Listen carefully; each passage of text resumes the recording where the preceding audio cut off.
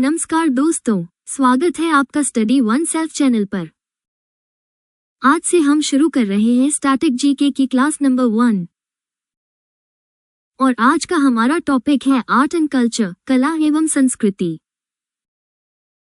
यह RRB, SSC, banking और सभी एग्जाम्स के लिए बेहद महत्वपूर्ण है। हम इसे डीप एनालिसिस के साथ आसान भाषा में समझेंगे। वीडियो पूरा देखें क्योंकि यहाँ से सीधा प्रश्न परीक्षा में आता है। प्रश्न 1, मेघालय की खासी जनजाति का कशाद मस्ती किस प्रकार का नृत्य है? ए, धार्मिक नृत्य, बी, प्राचीन युद्ध नृत्य, सी, फसल उत्सव, डी, विवाह नृत्य। सही उत्तर है विकल्प बी, प्राचीन युद्ध नृत्य। पॉइंट 1, इस प्रश्न का सही उत्तर प्राचीन युद्ध नृत्य है। यह नृत्य विशेष रूप से मेघालय के खासी समुदाय के पुरुषों द्वारा किया जाता है।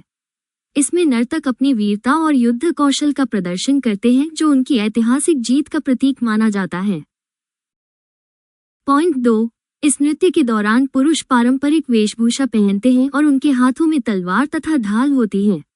वे ढोल और बांसुरी की तेज थाप पर युद्ध की विभिन्न मुद्राओं का प्रदर्शन करते हैं जिससे दर्शकों में जोश भर जाता है। पॉइंट 3, कशाद मस्ती का आयोजन केवल किसी विशेष जीत या गौरवशाली क्षण का जश्न मनाने के लिए ही किया जाता है। ये खासी जनजाति की सांस्कृतिक पहचान और उनके पूर्वजों के बलिदानों को याद करने का एक तरीका है। पॉइंट 4, मेघालय की अन्य जनजातियों की बात करें तो गारो जनजाति वांगला नृत्य करती है जो फसल कटाई का उत्सव है। खासी और जयंतिया जनजातियां भी अपने अलग अलग त्योहारों के लिए प्रसिद्ध हैं जो उनकी मातृसत्तात्मक संस्कृति को दर्शाते हैं। पॉइंट 5, परीक्षा की दृष्टि से याद रखें कि मेघालय को बादलों का घर कहा जाता है। यहाँ की जनजातियां प्रकृति के बहुत करीब हैं और उनके सभी नृत्य और त्योहार प्रकृति तथा वीरता से जुड़े होते हैं जो अक्सर एग्जाम्स में पूछे जाते हैं। प्रश्न 2, बुद्ध पूर्णिमा हिंदू महीने के किस दिन मनाई जाती है? ए, वैशाख पूर्णिमा, बी, ज्येष्ठ पूर्णिमा, सी, भाद्रपद पूर्णिमा, डी, आषाढ़ पूर्णिमा। सही उत्तर है विकल्प ए, वैशाख पूर्णिमा। पॉइंट 1, इस प्रश्न का सही उत्तर वैशाख पूर्णिमा है। हिंदू कैलेंडर के अनुसार वैशाख माह की पूर्णिमा को भगवान गौतम बुद्ध का जन्मदिन मनाया जाता है। इसे पूरी दुनिया में बुद्ध पूर्णिमा या वेसाक दिवस के रूप में भी जाना जाता है। पॉइंट 2, गौतम बुद्ध के जीवन में वैशाख पूर्णिमा का बहुत बड़ा महत्व है। इसी दिन उनका जन्म हुआ था। इसी दिन उन्हें बोधगया में ज्ञान की प्राप्ति हुई थी और इसी तिथि को उनका महापरिनिर्वाण यानी शरीर त्याग हुआ था। पॉइंट 3, भगवान बुद्ध को एशिया का ज्योतिपुंज लाइट ऑफ एशिया कहा जाता है। उन्होंने शांति और अहिंसा का संदेश दिया। उनके बचपन का नाम सिद्धार्थ था और उन्होंने सत्य की खोज के लिए बहुत कम उम्र में अपना घर और राजपाट छोड़ दिया था। पॉइंट 4, विकल्पों में दिए गए आषाढ़ पूर्णिमा को गुरु पूर्णिमा कहा जाता है। बुद्ध पूर्णिमा पर लोग बोधगया में स्थित महाबोधि मंदिर के दर्शन करते हैं। इस दिन पवित्र नदियों में स्नान और दान पुण्य करने का भी विशेष विधान बताया गया है। पॉइंट 5, बौद्ध धर्म के अन्य प्रमुख स्थलों में लुम्बिनी जन्म स्थान, सारनाथ प्रथम उपदेश स्थान और कुशीनगर निर्वाण स्थान शामिल हैं। ये प्रश्न कला और संस्कृति सेक्शन में अक्सर पूछा जाता है क्योंकि यह भारत की महान विरासत का हिस्सा है। प्रश्न 3, सिख साहित्य के अनुसार गुरु नानक देव की जयंती किस दिन मनाई जाती है? ए, कार्तिक पूर्णिमा, बी, माघ पूर्णिमा, सी, आषाढ़ पूर्णिमा, डी, पौष पूर्णिमा। सही उत्तर है विकल्प ए, कार्तिक पूर्णिमा। पॉइंट 1, सही उत्तर कार्तिक पूर्णिमा है। सिख धर्म के संस्थापक गुरु नानक देव जी का प्रकाश पर्व इसी दिन पूरी श्रद्धा के साथ मनाया जाता है। इसे दुनिया भर में गुरु पर्व के नाम से भी पुकारा जाता है और दीप जलाए जाते हैं। पॉइंट 2, गुरु नानक देव जी का जन्म 1469 ईस्वी में तलवंडी नामक स्थान पर हुआ था जो वर्तमान में पाकिस्तान के ननकाना साहिब में स्थित है। उन्होंने एक ईश्वर और मानवता की सेवा का महान संदेश दिया था जो आज भी प्रासंगिक है। पॉइंट 3, कार्तिक पूर्णिमा के दिन सिख श्रद्धालु प्रभात फेरी निकालते हैं और गुरुद्वारों में लंगर का आयोजन किया जाता है। विकल्प में दिए गए माघ पूर्णिमा पर संत रविदास जयंती मनाई जाती है, जिसे अक्सर लोग भ्रमित होकर गलत टिक कर देते हैं। पॉइंट 4, गुरु नानक देव जी ने ही लंगर प्रथा की शुरुआत की थी, जहां बिना किसी भेदभाव के सभी को भोजन कराया जाता है। उन्होंने अपनी यात्राओं उदासी के माध्यम से लोगों को प्रेम, शांति और समानता के मार्ग पर चलने की प्रेरणा दी थी। पॉइंट 5, सिख धर्म में कुल 10 गुरु हुए हैं और अंतिम गुरु गुरु गोबिंद सिंह जी ने गुरु ग्रंथ साहिब को ही सदा के लिए गुरु घोषित कर दिया। कार्तिक पूर्णिमा का ये त्योहार भाईचारे और अध्यात्म का एक बहुत सुंदर प्रतीक माना जाता है। प्रश्न 4, कामाख्या मंदिर का सबसे महत्वपूर्ण त्योहार कौन सा है? ए. अंबुबाची, बी. बैशागु, सी. मीदम मीफी, डी. बिहू। सही उत्तर है विकल्प ए. अंबुबाची। पॉइंट 1, इस प्रश्न का सही उत्तर अंबुबाची मेला है। यह असम राज्य के गुवाहाटी में स्थित प्रसिद्ध कामाख्या मंदिर का वार्षिक उत्सव है। इसे पूर्व का महाकुंभ भी कहा जाता है क्योंकि यहाँ लाखों की संख्या में श्रद्धालु उमड़ते हैं। पॉइंट 2, यह मेला हर साल जून के महीने में मानसून के समय आयोजित होता है। ऐसी मान्यता है कि इन 3 दिनों के दौरान देवी कामाख्या रजस्वला चक्र मासिक धर्म से गुजरती हैं, इसलिए मंदिर के कपाट श्रद्धालुओं के लिए बंद रखे जाते हैं। पॉइंट 3, चौथे दिन मंदिर के कपाट विशेष पूजा के बाद खोले जाते हैं और भक्तों को अंगोदक, पवित्र जल और रक्त वस्त्र का प्रसाद दिया जाता है। ये भारत के 51 शक्तिपीठों में से सबसे रहस्यमयी और शक्तिशाली पीठ माना जाता है। पॉइंट 4, अन्य विकल्पों में बिहू असम का मुख्य राजकीय त्योहार है, जबकि मीदम मीफी अहोम जनजाति का पूर्वजों की पूजा का त्योहार है। बैशागु बोडो जनजाति द्वारा मनाया जाने वाला बसंत उत्सव है जो नए साल की शुरुआत करता है। पॉइंट 5, कामाख्या मंदिर नीलाचल पहाड़ियों पर स्थित है। यहाँ देवी की कोई मूर्ति नहीं है, बल्कि एक प्राकृतिक झरने के नीचे स्थित चट्टान की पूजा की जाती है। ये स्थान तंत्र विद्या और साधना के लिए पूरी दुनिया में प्रसिद्ध माना जाता है। प्रश्न 5, त्रिपुरा की खराची पूजा में पृथ्वी सहित कितने देवताओं की पूजा की जाती है? ए. 14, बी. 12, सी. 8, डी. 5। सही उत्तर है विकल्प ए. 14। पॉइंट 1, सही उत्तर 14 है। खराची पूजा त्रिपुरा का सबसे लोकप्रिय हिंदू त्योहार है। इसमें 14 मुख्य देवताओं की पूजा की जाती है, जिन्हें राजपरिवार का कुल देवता माना जाता है। ये त्योहार एकता और परंपरा का प्रतीक है। पॉइंट 2, ये पूजा 7 दिनों तक चलती है और जुलाई के महीने में पुराने अगरतला चतुर्दश देवता मंदिर में आयोजित की जाती है। खराची शब्द खिया से बना है, जिसका अर्थ है पृथ्वी, यानी यह पृथ्वी माता की शुद्धि की पूजा है। पॉइंट 3, पूजा की रस्मों के दौरान 14 देवताओं की मूर्तियों को पवित्र नदी में स्नान कराया जाता है और फिर उन्हें वापस मंदिर में स्थापित किया जाता है। त्रिपुरा के लोग इस त्योहार को बहुत धूमधाम से मनाते हैं और बड़े मेले लगते हैं। पॉइंट 4, मान्यता है कि यह पूजा पृथ्वी माता को उन अशुद्धियों से मुक्त करने के लिए की जाती है जो खेती और अन्य मानवीय गतिविधियों के कारण उत्पन्न होती हैं। ये पर्यावरण और प्रकृति के प्रति सम्मान प्रकट करने का एक प्राचीन तरीका है। पॉइंट 5, त्रिपुरा की अन्य प्रसिद्ध पूजाओं में गरिया पूजा और केला पूजा शामिल हैं। खराची पूजा के दौरान दी जाने वाली बलि और विशेष अनुष्ठान इसे अन्य राज्यों के त्योहारों से अलग और अधिक विशिष्ट बनाते हैं, जो एग्जाम्स में पूछा जाता है। प्रश्न 6, चपचार कुट किस राज्य का एक प्रमुख त्योहार है? ए. मिजोरम, बी. छत्तीसगढ़, सी. नागालैंड, डी. झारखंड। सही उत्तर है विकल्प ए. मिजोरम। पॉइंट 1, इस प्रश्न का सही उत्तर मिजोरम है। चपचार कुट मिजो लोगों का सबसे बड़ा और सबसे खुशी का त्योहार है। यह मार्च के महीने में झूम खेती, जंगलों की सफाई पूरी होने के बाद नए साल के स्वागत में मनाया जाता है। पॉइंट 2, इस त्योहार का सबसे मुख्य आकर्षण शेराव नृत्य है, जिसे बांस नृत्य, बैम्बू डांस भी कहते हैं। इसमें कलाकार बहुत तेजी से हिलते हुए बांसों के बीच नाचते हैं, जो देखने में बहुत ही अद्भुत और रोमांचक लगता है। पॉइंट 3, मिजोरम में कुट शब्द का अर्थ त्योहार होता है। चपचार कुट के अलावा यहाँ पावल कुट, फसल उत्सव और मिम कुट भी मनाए जाते हैं। इस दौरान लोग अपनी पारंपरिक रंग बिरंगी वेशभूषा पहनते हैं और लोकगीत गाते हैं। पॉइंट 4, विकल्प में दिया गया नागालैंड हॉर्नबिल महोत्सव के लिए प्रसिद्ध है। मिजोरम के लोग इस दिन अपनी सांस्कृतिक विरासत का प्रदर्शन करते हैं और आपस में खुशियां बांटते हैं, जिससे समुदाय में एकता और आपसी प्रेम की भावना बढ़ती है। पॉइंट 5, ये त्योहार मिजो संस्कृति की जीवंतता का प्रतीक है। इसमें न केवल नाच गाना होता है, बल्कि पारंपरिक खेलों और हस्तशिल्प की प्रदर्शनी भी लगाई जाती है। प्रतियोगी परीक्षाओं में ये प्रश्न अक्सर पूर्वोत्तर राज्यों की संस्कृति के तहत आता है। प्रश्न 7, 2015 सालजबग महोत्सव में प्रदर्शन करने वाली राजसी नर्तकी कौन थी?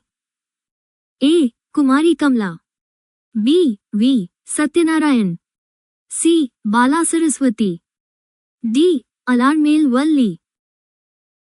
सही उत्तर है विकल्प डी, अलारमेल वल्ली।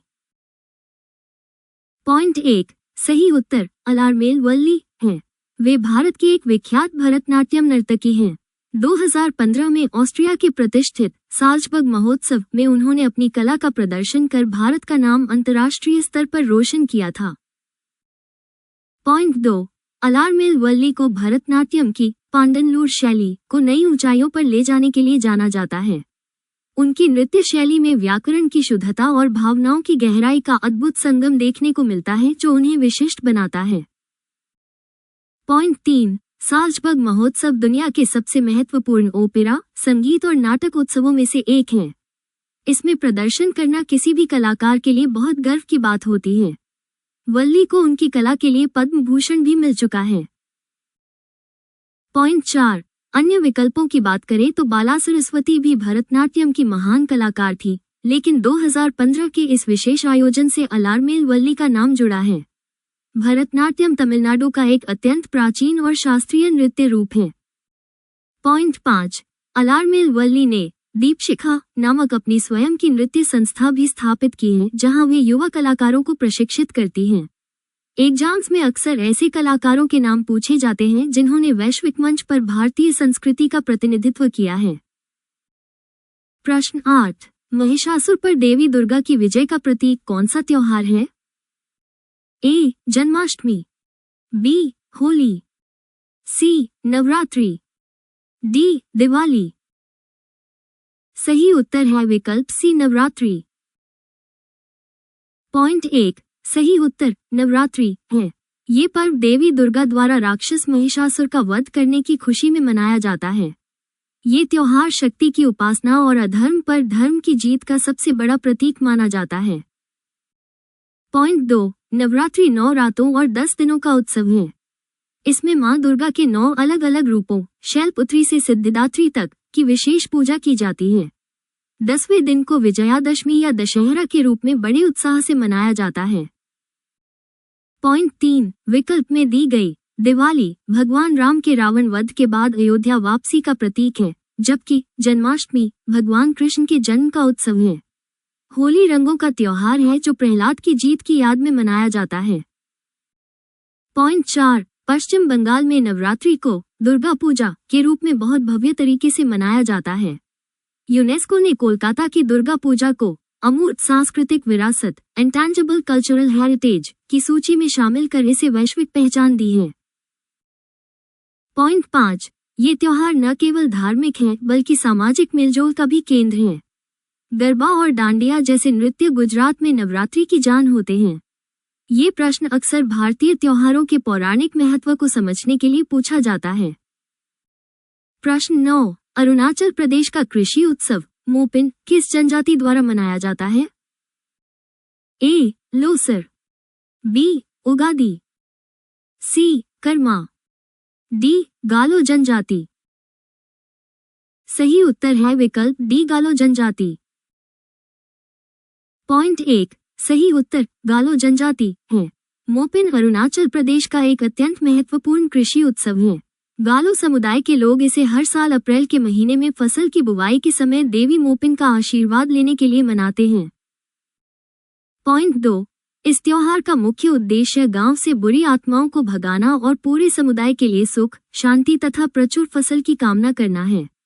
लोग इस दौरान अपने घरों की सफाई करते हैं और पारंपरिक अनुष्ठान बहुत ही नियम से करते हैं।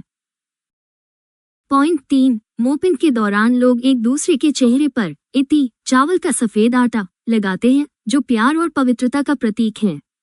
ये दृश्य होली जैसा लगता है, लेकिन इसका महत्व पूरी तरह से आध्यात्मिक और कृषि से जुड़ा हुआ है।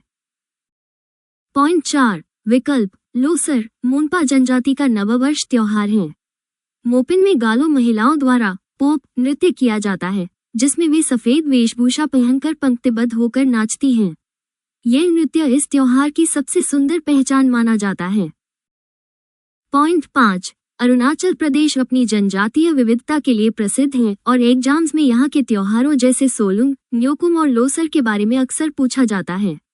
मोपिन उत्सव गालो जनजाति की पहचान और उनकी अटूट आस्था का केंद्र है। प्रश्न 10। फसल कटाई उत्सव पोंगल आमतौर पर किस क्षेत्र में मनाया जाता है? ए. दक्षिण भारत, बी. पूर्वी भारत, सी. उत्तर भारत, डी. उत्तर पूर्वी भारत। सही उत्तर है विकल्प ए. दक्षिण भारत। पॉइंट 1। सही उत्तर दक्षिण भारत है। पोंगल मुख्य रूप से तमिलनाडु राज्य का सबसे बड़ा फसल कटाई उत्सव है। ये हर साल जनवरी के मध्य में मनाया जाता है, जब सूर्य मकर राशि में प्रवेश करता है और नई फसल की कटाई शुरू होती है। पॉइंट 2। यह उत्सव लगातार 4 दिनों तक चलता है। पहले दिन को भोगी पोंगल, दूसरे को सूर्य पोंगल, तीसरे को मट्टू पोंगल और चौथे को कानम पोंगल कहा जाता है। प्रत्येक दिन का अपना अलग महत्व और विशेष पूजा विधि होती है। पॉइंट 3। सूर्य पोंगल के दिन मिट्टी के बर्तन में नए चावल, दूध और गुड़ डालकर पोंगल व्यंजन बनाया जाता है। जब बर्तन से उबाल बाहर गिरता है तो लोग पोंगालो पोंगल का नारा लगाते हैं, जो समृद्धि और खुशहाली का प्रतीक माना जाता है। पॉइंट 4। मट्टू पोंगल के दिन बैलों और गायों को सजाया जाता है, क्योंकि वे खेती में किसान के सबसे बड़े सहायक होते हैं। इसी दिन प्रसिद्ध और साहसिक खेल जल्लीकट्टू का आयोजन भी किया जाता है, जो तमिलनाडु की पुरानी परंपरा है। पॉइंट 5। उत्तर भारत में इसी समय मकर संक्रांति, पंजाब में लोहड़ी और असम में माघ बिहू मनाया जाता है। पोंगल त्योहार प्रकृति के प्रति आभार व्यक्त करने का एक तरीका है, जहां सूर्य देव और पशुओं की पूजा कर अच्छी फसल के लिए धन्यवाद दिया जाता है। प्रश्न 11। गंगौर त्योहार प्रमुख रूप से किस राज्य में मनाया जाता है? ए. राजस्थान, बी. हिमाचल प्रदेश, सी. त्रिपुरा, डी. अरुणाचल प्रदेश। सही उत्तर है विकल्प ए. राजस्थान। पॉइंट 1। सही उत्तर राजस्थान है। गंगौर राजस्थान का एक अत्यंत महत्वपूर्ण और रंगीला त्योहार है। ये भगवान शिव, ईसर और माता पार्वती गौरी के प्रेम और अटूट बंधन को समर्पित है। ये चैत्र माह की तृतीया को मनाया जाता है। पॉइंट 2। ये त्योहार मुख्य रूप से महिलाओं द्वारा मनाया जाता है। कुंवारी लड़कियां अच्छे वर की कामना के लिए और विवाहित महिलाएं अपने पति की लंबी आयु और सुखी दाम्पत्य जीवन के लिए 18 दिनों तक कठिन व्रत और पूजा करती हैं। पॉइंट 3। गंगौर के दौरान मिट्टी की सुंदर मूर्तियां ईसर गौरी बनाई जाती हैं और उन्हें सजाया जाता है। महिलाएं रंग बिरंगे राजस्थानी कपड़े पहनकर लोकगीत गाती हैं और गौर को पानी पिलाने तथा उद्यापन की रस्में पूरी श्रद्धा से निभाती हैं। पॉइंट 4। जयपुर, उदयपुर और बीकानेर की गंगौर सवारी पूरी दुनिया में प्रसिद्ध है। उदयपुर में पिछोला झील के किनारे होने वाली गंगौर की शाही सवारी और आतिशबाजी देखने के लिए विदेशी पर्यटक भी बहुत बड़ी संख्या में यहां आते हैं। पॉइंट 5। राजस्थान की संस्कृति में गंगौर का स्थान इतना ऊंचा है कि इसके बिना यहाँ के त्योहारों की सूची अधूरी मानी जाती है। एग्जाम्स में अक्सर यह पूछा जाता है क्योंकि यह राजस्थान के लोक जीवन और उनकी आस्था का सबसे गहरा रंग पेश करता है। प्रश्न 12। मकर संक्रांति को माघी नाम से कहाँ पुकारा जाता है? ए. पंजाब हरियाणा, बी. असम, सी. ओडिशा, डी. बिहार। सही उत्तर है विकल्प ए पंजाब हरियाणा। पॉइंट 1 सही उत्तर पंजाब हरियाणा है। मकर संक्रांति को इन राज्यों में माघी के नाम से जाना जाता है। ये त्योहार माघ महीने की पहली तारीख को मनाया जाता है और यह आध्यात्मिक तथा ऐतिहासिक रूप से सिखों के लिए बहुत महत्वपूर्ण है। पॉइंट 2 माघी का दिन 1705 में खिदराना की लड़ाई में शहीद हुए 40 सिखों चाली मुक्ते की याद में मनाया जाता है। इसी कारण मुक्तसर साहिब में बहुत बड़ा माघी मेला आयोजित होता है, जहां श्रद्धालु पवित्र सरोवर में स्नान करते हैं। पॉइंट 3 विकल्प असम में इसे माघ बिहू या भोगाई बिहू कहा जाता है। उत्तर प्रदेश और बिहार के कुछ हिस्सों में इसे खिचड़ी कहते हैं, जहां लोग गंगा स्नान करते हैं और दान पुण्य के साथ खिचड़ी तथा तिल गुड़ के पकवान खाते हैं। पॉइंट 4 माघी के दिन गुरुद्वारों में विशेष अरदास और कीर्तन होता है। पंजाब के घरों में इस दिन गन्ने के रस में चावल की खीर बनाई जाती है, जिसे अगले दिन खाया जाता है। ये त्योहार सर्दियों की विदाई और फसल के नए चक्र की सूचना देता है।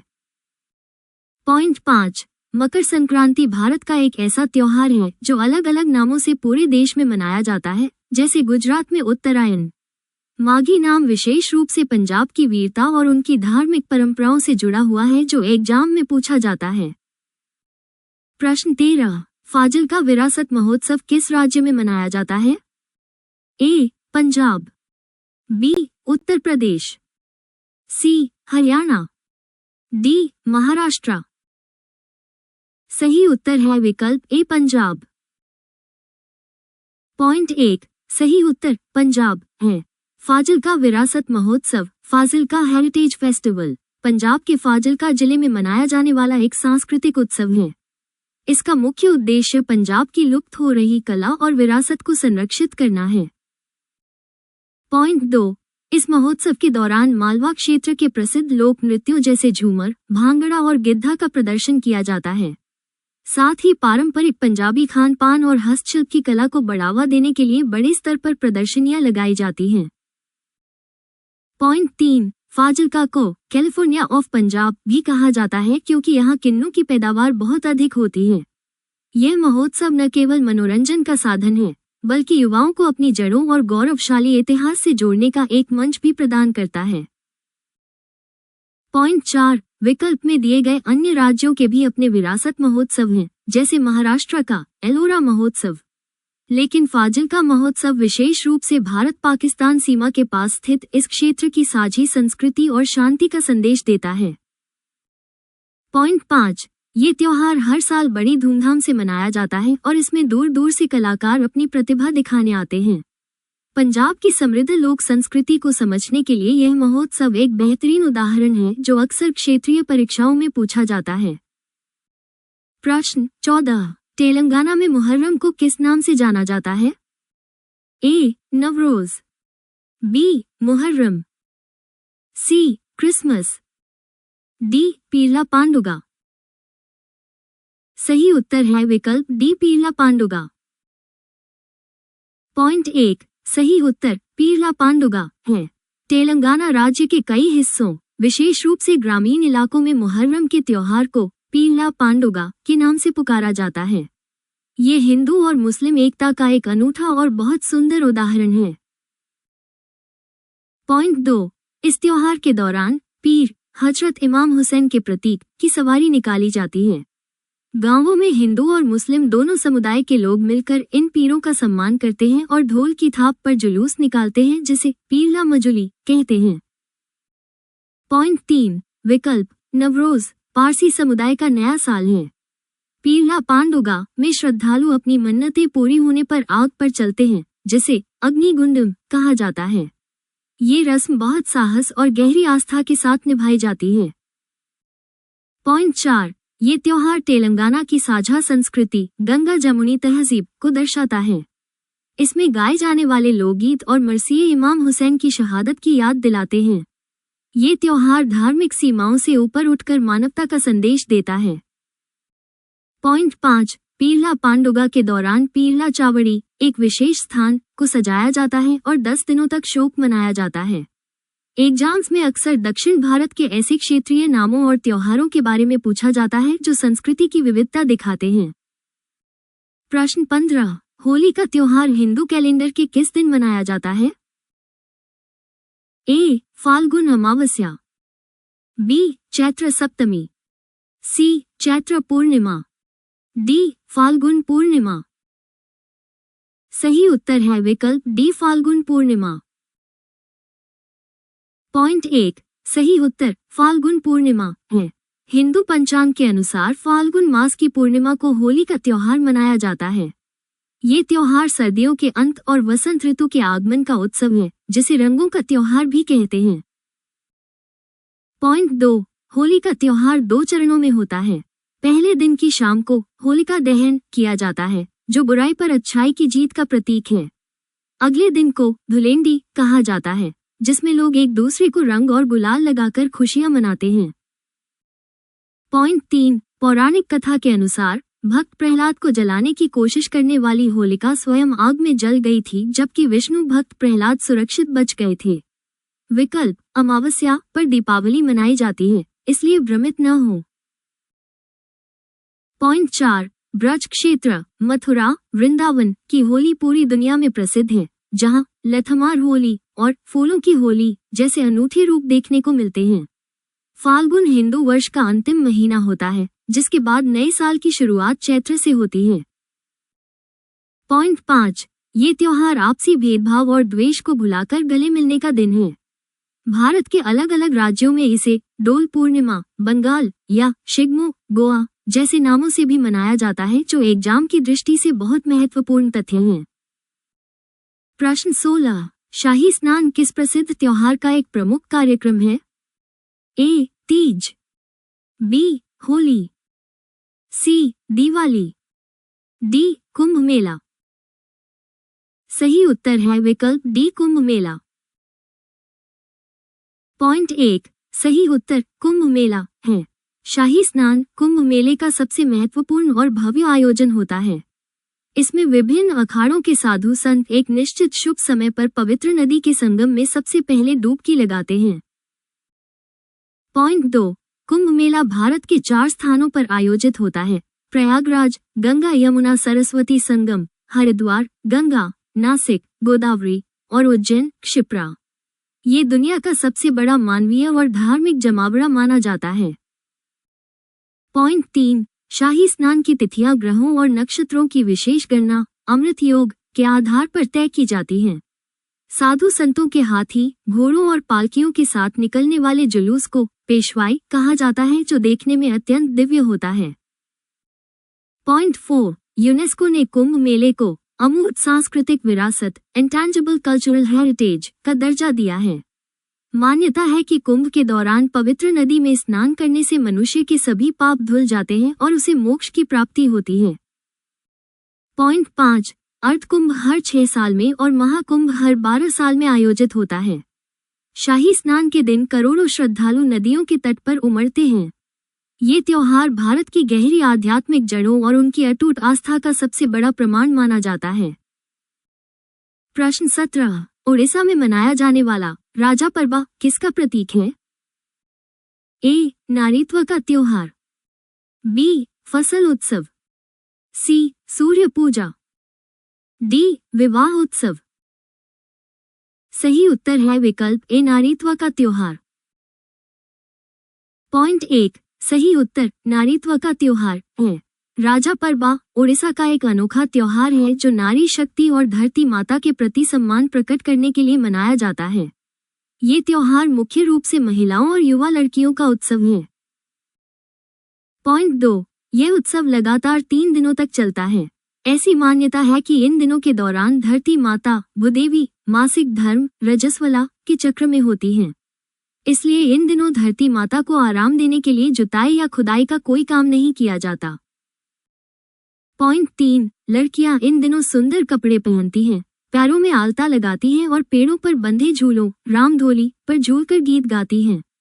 इस दौरान पोड़ा पैठा नामक विशेष व्यंजन बनाया जाता है, जो ओडिशा की परंपरा का मुख्य हिस्सा है। पॉइंट 4। चौथे दिन को वसुंती स्नान कहा जाता है, जहां धरती माता को दूध और हल्दी से स्नान कराया जाता है। विकल्प सूर्य पूजा मुख्य रूप से छठ पूजा बिहार से संबंधित है, जबकि राजा परबा पूरी तरह से नारीत्व और प्रकृति का पर्व है। पॉइंट 5 ये त्योहार संदेश देता है कि महिलाओं का प्राकृतिक चक्र ही जीवन की उत्पत्ति का आधार है, इसलिए इसका सम्मान होना चाहिए। ओडिशा की यह अनूठी परंपरा एग्जाम्स में अक्सर पूछी जाती है क्योंकि यह बहुत ही विशिष्ट और प्रगतिशील सोच को दर्शाती है। तो दोस्तों, आज हमने स्टैटिक जीके क्लास 1 में आर्ट एंड कल्चर के इन 17 महत्वपूर्ण प्रश्नों को विस्तार से समझा। अगर आपको ये क्लास उपयोगी लगी हो तो वीडियो को लाइक करें और ऐसे ही कंप्लीट स्टैटिक जीके सीरीज के लिए चैनल को सब्सक्राइब जरूर करें। अगली क्लास में हम स्टैटिक जीके का अगला महत्वपूर्ण टॉपिक कवर करेंगे। तब तक पढ़ते रहिए, आगे बढ़ते रहिए। जय हिंद।